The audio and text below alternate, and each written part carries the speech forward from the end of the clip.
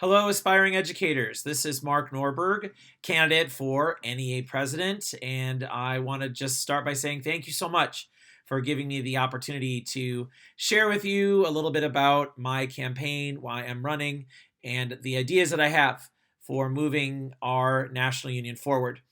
So, as to your questions, your first question was aspiring and early career BIPOC educators are not being recruited and retained at the same rate as their white colleagues.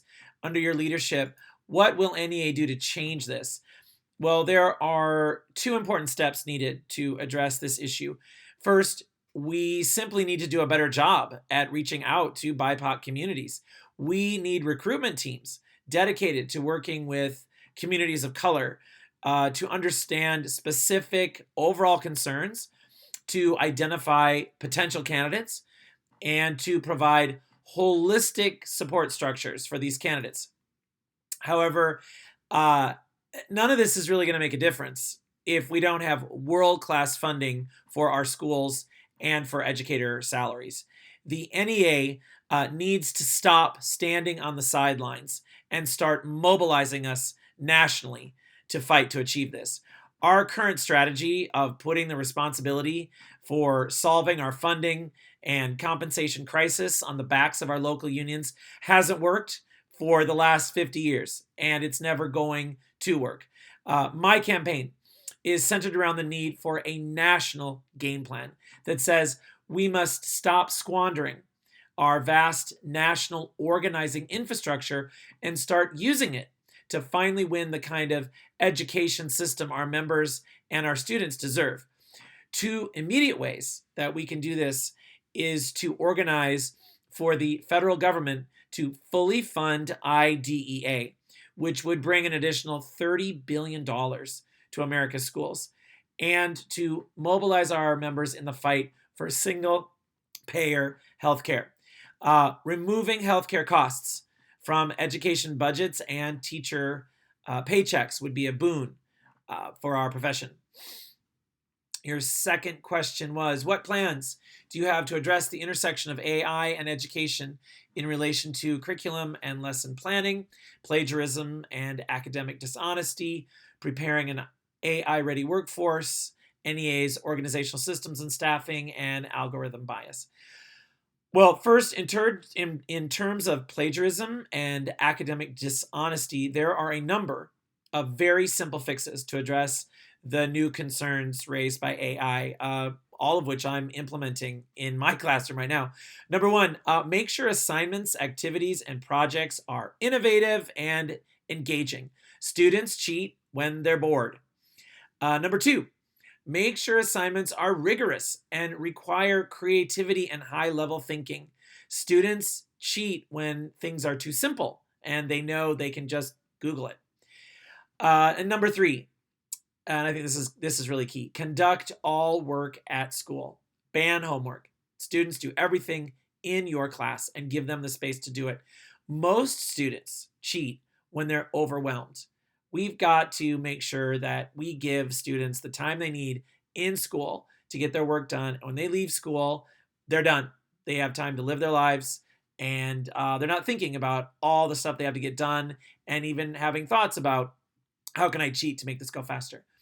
But second, we must embrace technology and the AI future. This is not something that's going to be stopped or that can be avoided.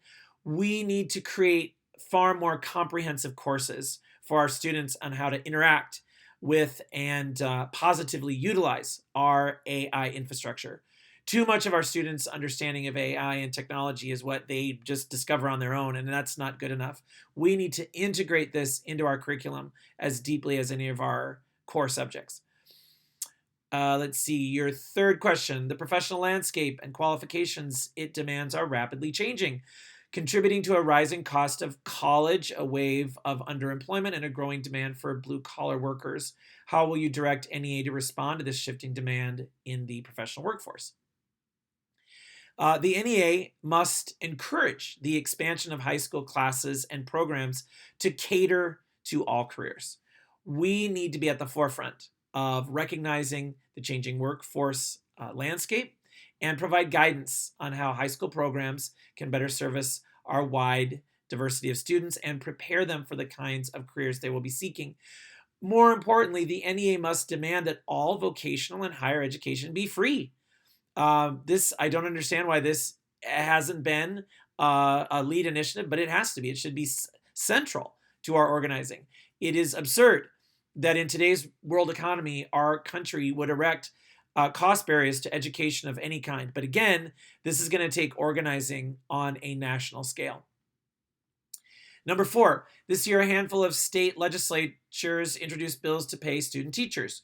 What do you think are the major barriers that aspiring educators currently face? If elected, how will you use your position in the NEA to address these barriers? Aspiring educators face multiple challenges to entering this profession: the out-of-control costs of getting a degree and credential, low wages, especially for new educators, the underfunded state of our school systems that overwhelms new hires with multiple problems, from inadequate facilities to overcrowded classrooms, and the lack of mentorship and support once hired. Well, this all, again, comes down to money. Yes, we absolutely need to pay student teachers. We should also pay for their schooling and other expenses as well, and pay for the supports that they need. And as I've stated in my previous answers, to fully address this problem, we need the federal government to provide and start providing the bulk of financial support to our local districts. Number 5, how do current evaluation and assessment practices for aspiring educators seeking teachers certification, such as EdTPA, impact those from marginalized communities? Well, 2 factors are immediately apparent. First, there are just too many cost barriers.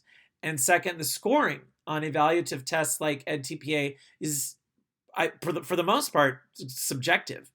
Naturally, we're going to see educators from marginalized communities at a disadvantage. At the end of the day, this is, again, all about saving money. Tests of this nature, they're just an attempt to quickly and cost-effectively measure a very highly complicated set of skills. But there's just no way to do that. Adequately assessing a teacher takes hours of observation and one-on-one coaching, and that's an investment. And if we want to assure that our BIPOC candidates are treated fairly and given the opportunity to fully demonstrate abilities, we need a system that recognizes the true investment that is needed to have robust induction and professional development teams in every district. That concludes your questions. And again, want to say thank you so much for this opportunity to speak with you. And I'm available for any follow-up questions or additional interview time. Again, Mark Norberg, candidate for NEA president. Thank you all so very much.